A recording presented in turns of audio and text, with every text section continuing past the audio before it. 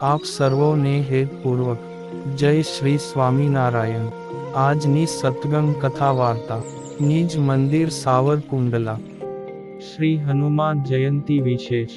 આજની સત્સંગ કથા વાર્તામાં આપણે શ્રી હનુમાનજીના જીવન ચરિત્રની કથા સાંભળશું।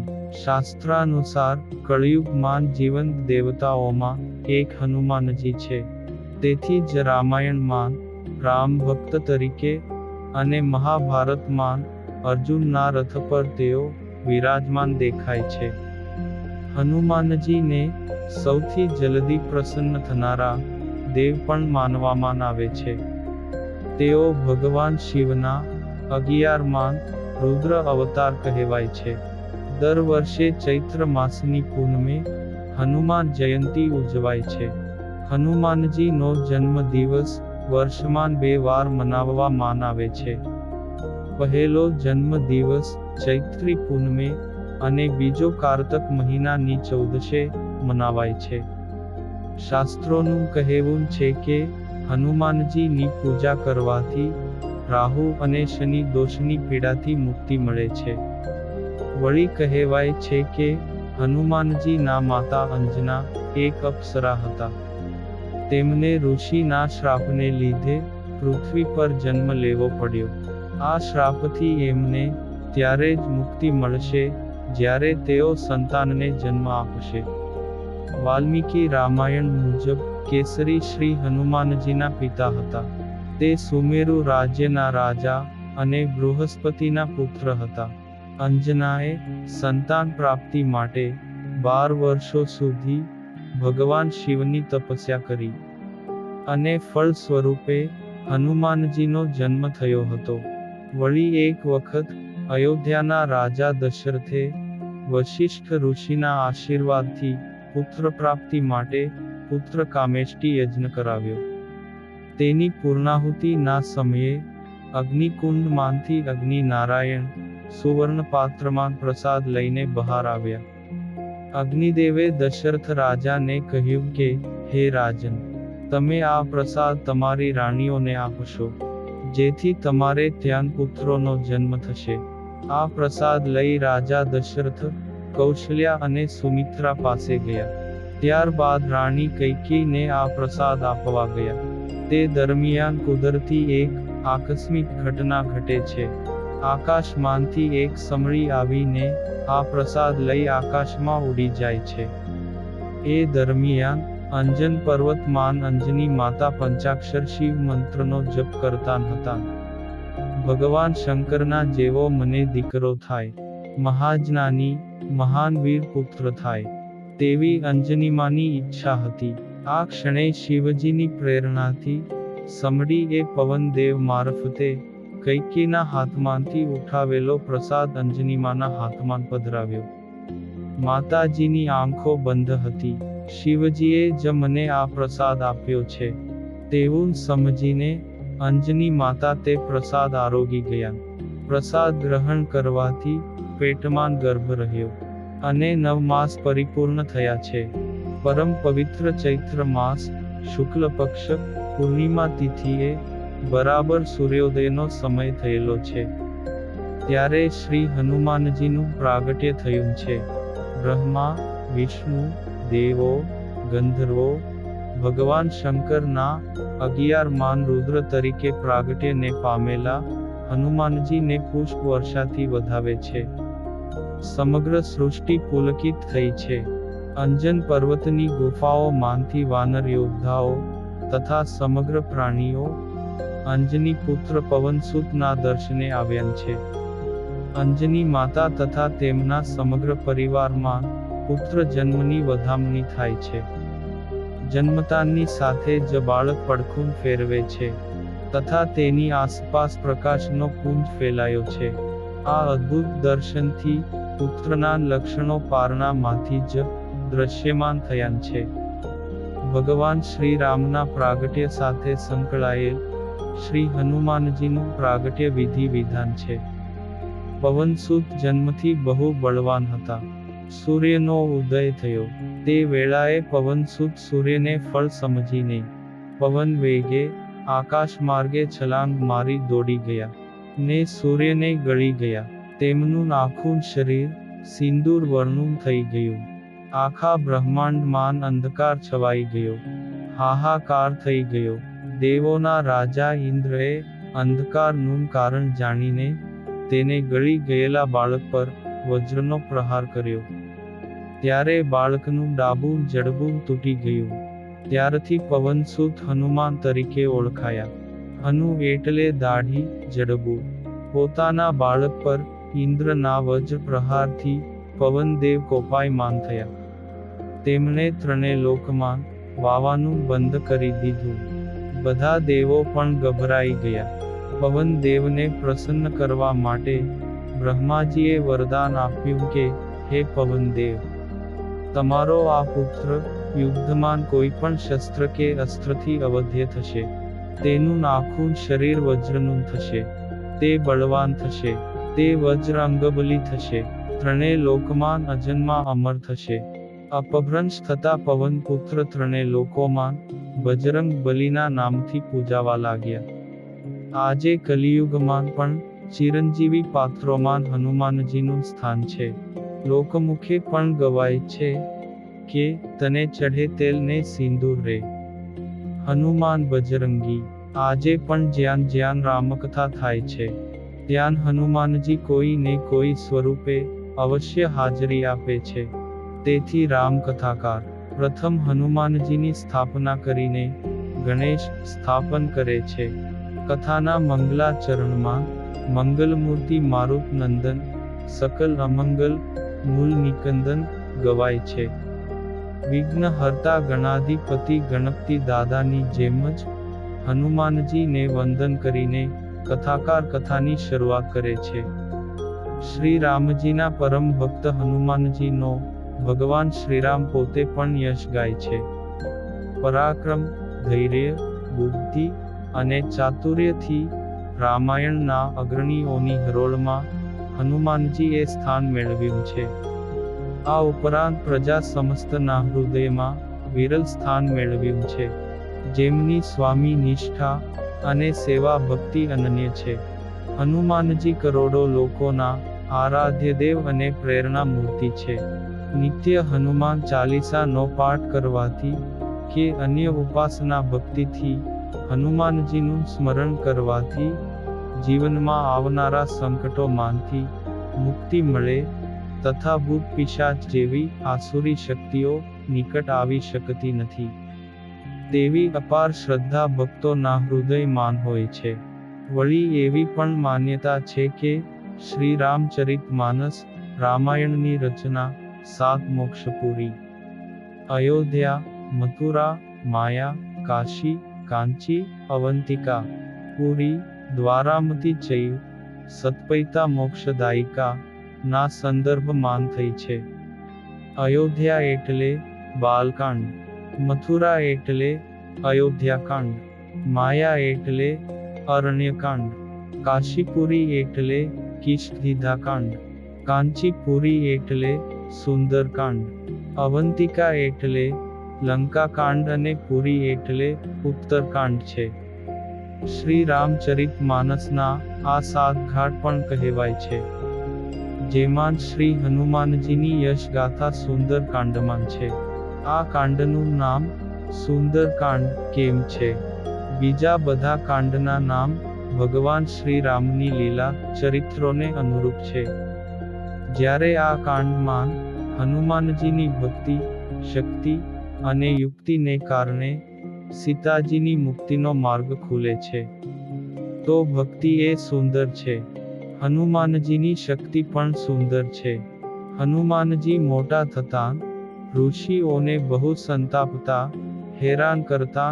આથી ઋષિઓએ, તું તારું બળ મોહવશ થઈને ભૂલી જઈશ, અને જ્યારે કોઈ તારી કીર્તિ તારી પાસે કહેશે ત્યારે જ ફરીથી બળવાળો થઈશ, એમ શાપ આપ્યો. વળી હનુમાનને વૃક્ષરાજ વાનરના પુત્ર સુગ્રીવની સાથે ઘણી મૈત્રી હતી. તેમણે સૂર્ય પાસેથી ઘણા ગ્રંથો અને શાસ્ત્રોનો અભ્યાસ કર્યો. તેઓ ઘણા વિદ્વાન અને મહાન તપસ્વી હતા. સીતાની શોધ માટે નીકળેલા ભગવાન રામ અને લક્ષ્મણને પણ તે સુગ્રીવના કહેવાથી ચતુરાઈથી લઈ આવ્યા. રામે સુગ્રીવને રાજ્ય મેળવી આપ્યા પછી વાનરોને સીતાની ભાળ કાઢવા માટે મોકલ્યા હતા. તેમાં હનુમાનજીને અંગદ અને થોડા વાનરો સાથે દક્ષિણ દિશા તરફ મોકલ્યા. ત્યાં હનુમાનજી મયદાનવે પોતાના ઉપભોગ માટે બનાવેલી માયાવી ગુફામાં રહેતી મેરુ સાવરણીની પુત્રી સ્વયંપ્રભાને મળ્યા. ત્યાં વાનરો ફળ ખાઈ અને જળ પીને તૃપ્ત થયા પછી તેમને ગુફાની બહાર કાઢવા માટે આજીજી કરી. સ્વયંપ્રભાએ તેમને નેત્ર બંધ કરવાનું કહીને એક ક્ષણમાં જ ગુફાની બહાર સમુદ્ર પાસે લાવીને મૂક્યા. પાછા ફરવાની મુદ્દત થઈ ગઈ હતી, છતાં સીતાની ભાળ લાગે તેમ હતું નહીં. તેથી સર્વેએ ત્યાં મરી જવાનો વિચાર કર્યો. એવામાં સંપાતિ તેમને મળ્યો. તેણે સીતાની ભાળ આપીને તેમને લંકા જવા કહ્યું. પણ સમુદ્ર કેમ ઓળંગવો એ વિચારમાં તેઓ પડ્યા. એ વખતે જાંબુવાને હનુમાનજીને સમુદ્ર ઓળંગવાનું કહીને તેમના આગળના પરાક્રમ યાદ કરાવ્યા. આથી ઋષિના શાપ પ્રમાણે હનુમાનજીમાં વીરત્વ વ્યાપી ગયું અને પોતાનું સ્વરૂપ ઘણું જ વધારીને કૂદકો માર્યો. તેમને મદદ કરવા માટે સમુદ્રે મૈનાક પર્વતને ખુલ્લો કર્યો. રસ્તામાં બ્રહ્મદેવના કહેવાથી તેના બળની પરીક્ષા કરવા માટે આવેલા રાક્ષસોને મહાત કરીને અને લંકા પહોંચતા પહેલા સિંહિકાને મારી નાખી સંધ્યાકાળે લંકા પહોંચી લંકાના રક્ષણ કરનારને પરાભવ કરીને તેમણે અંદર પ્રવેશ કર્યો. અશોક વનમાં આવતા તેમણે ઉપવાસને લીધે કૃશ થઈ ગયેલી દુઃખી એવા માતા સીતાને જોયા. પ્રભાત થતા ત્યાં રાવણ પોતાની સ્ત્રીઓ તથા દાસીઓ સાથે આવ્યો અને સીતાને પોતાની પત્ની થવા માટે સમજાવવા લાગ્યો, પણ તેણીએ તેનો તિરસ્કાર કર્યો. આથી રાવણ ગુસ્સે થઈને સીતાને કોઈ પણ રીતે વશ કરવાનું રાક્ષસીઓને કહીને જતો રહ્યો. રાક્ષસીના ત્રાસથી ત્રિજટા નામની વૃદ્ધ રાક્ષસીએ સીતાને બચાવી. તે વખતે હનુમાન સૂક્ષ્મ રૂપ ધારણ કરીને રામના ગુણાનુવાદ ગાવા માંડ્યા અને પોતાને શા માટે મોકલ્યો છે તે પણ કહ્યું. સીતાના કહેવાથી તે તેમની સમક્ષ પ્રત્યક્ષ થયા, પણ આ રાવણ હશે. તેઓ વહેમ સીતાને આવવાથી તેમણે રામની વીંટી સીતાને આપી. પછી સીતા પાસેથી સમાચાર લઈ નિશાની તરીકે સીતાનો ચૂડામણી લઈને તેઓ વિદાય થયા. જતાં પહેલાં તેમણે અશોક વાટિકામાં ઘણું નુકસાન કર્યું. તેને પકડવા આવેલા રાક્ષસોને પણ હન્યા. આથી રાવણે પોતાના એક પુત્રને મોકલ્યો, તેને પણ હનુમાનજીએ માર્યો. આથી રાવણે ગુસ્સે થઈને ઇન્દ્રજીતને મોકલ્યો. તે હનુમાનજીને બ્રહ્માસ્ત્રથી બાંધીને રાવણના દરબારમાં લાવ્યો. ત્યાં હનુમાનજીએ બહુ છટાથી રાવણને બોધ કર્યો. તેને મારવાના હેતુથી તેનું પૂંછડું સળગાવ્યું. હનુમાનજીએ લંકામાં ઘણે સ્થળે આગ લગાડી. પછી અરિષ્ટ પર્વત ઉપરથી કૂદીને પાછા મહેન્દ્ર પર્વત ઉપર આવ્યા. ત્યાં જાંબુવાનને તેમણે સર્વ હકીકત કહી સંભળાવી. પછી બધા રામ પાસે આવ્યા. ત્યારે જાંબુવાને રામને સઘળી હકીકત જણાવી. હનુમાનજીને સીતાએ આપેલો ચૂડામણી રામના ચરણમાં મૂક્યો. યુદ્ધમાં પણ વખતો વખત હનુમાનજીએ ઘવાયેલા વાનરોને ઉપચારાર્થે ઋષભ પર્વત ઉપરથી ઔષધિ લાવીને લક્ષ્મણને શક્તિ વાગી તે વખતે કાળનેમીનો વધ કરીને દિવ્ય ઔષધિ લાવીને ઘણી સેવા ઉઠાવી. રામનો રાજ્યાભિષેક થયા પછી પણ હનુમાનજી તેમની સાથે જ રહ્યા. તેણે રામને પોતાની સેવાથી પ્રસન્ન કર્યા. રામે તેમને બ્રહ્મવિદ્યા શીખવી. રામચંદ્ર નિજધામ જતા હતા તે વખતે હનુમાનજી સાથે જવા લાગ્યા. તે વખતે રામજીએ હનુમાનજીને આ કલ્પના અંત સુધી તમારે આ ભૂમિ ઉપર રહેવું એવી આજ્ઞા કરી. હનુમાનજી બહુધા હિમાલયના ગંધમાદન શિખર ઉપર રહે છે. કોઈ વખત કિંગ પુરુષ વનમાં રહે છે. એણે એક રામાયણ લખ્યું છે જે હનુમાન નાટક નામે પ્રસિદ્ધ છે. ભાગવત માન કહ્યું છે કે એ સતત બધાને રામકથા સંભળાવે છે. તેણે લંકા બાળી હોવાથી તેને લંકાદાહી તેવું નામ આપવામાં આવ્યું છે. આ ઉપરાંત તેને મરુત્પુત્ર, મારુતિ, આંજનેય, યોગચર, રજતદ્યુતિ વગેરે ઘણા નામોથી ઓળખવામાં આવે છે. તે ભીમના ભાઈ કહેવાય છે કેમ કે તે બંને વાયુપુત્ર હતા. તેના પુત્રનું નામ મકરધ્વજ હતું. તે શંકરનો અવતાર મનાય છે. તે એક વિદ્વાન વ્યાકરણ કરતા મનાય છે. તેને કાળું મોઢું, ભરમ ઉપર, જાડા અને બરછટ વાળ, નાજુક બદન અને લાંબી પૂંછડી હોય છે.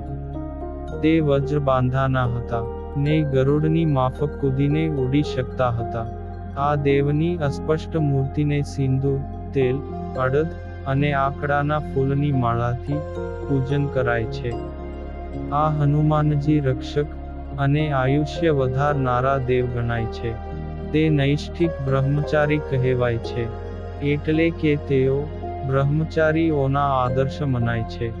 વળી તેમની ગણના પનોતીને દબાવી રાખનાર દેવ તરીકે થાય છે. શનિની ધૃષ્ટતા જોઈને હનુમાનજીને પોતાની પૂંછડી લાંબી કરી અને એમાં શનિ દેવને લપેટી લીધા. એવા પકડ્યાન કે શનિ અસહાય બનીને છટપટાવા લાગ્યા. આટલામાં રામ સેતુની પરિક્રમાનો સમય થયો તો હનુમાનજી ઝડપથી દોડીને પરિક્રમા કરવા લાગ્યા. પણ પૂંછડી સાથે બંધાયેલા શનિદેવ પથ્થર, શિલાખંડો અને મોટા વિશાળ વૃક્ષો સાથે અથડાઈને લોહી લુહાણ થઈ ગયા. ત્યારે શનિદેવ પવનપુત્રને છોડી દેવા માટે આજીજી કરવા લાગ્યા. ત્યારે હનુમાનજીએ વચન લીધું કે શ્રી રામ ભક્તિમાન લીન, મારા ભક્તોને તમે કદી હેરાન નહીં કરો. શનિદેવને પણ અસહ્ય વેદના થઈ રહી હતી. તેથી તેમણે હનુમાનજી પાસે તેલ માંગ્યું. એ દિવસે મંગળવાર હતો. તેથી મંગળવારે જે હનુમાનજીને તેલ ચઢાવે છે તે સીધું શનિદેવને મળે છે અને પ્રસન્ન થઈને શનિદેવ આશીર્વાદ આપે છે. આમ હનુમાનજીને તેલ અને સિંદૂર મિક્સ કરીને ચઢાવવામાં આવે છે. સંત વર્ય તુલસીદાસજી કહે છે કે હરિ અનંત, હરિકથા અનંતા, કહી સુનહી બહુવિધિ સબ સંતા. આમ આપણે હનુમાન જયંતીના પાવન પર્વ નિમિત્તે યથામતિ તેમના ગુણાનુવાદ આપને સંભળાવ્યા. અને હવે પછીની કથા વાર્તા આપણે આગળના ભાગમાં સાંભળશું. અત્યારે આપ સર્વોને ભાવથી જય શ્રી સ્વામિનારાયણ.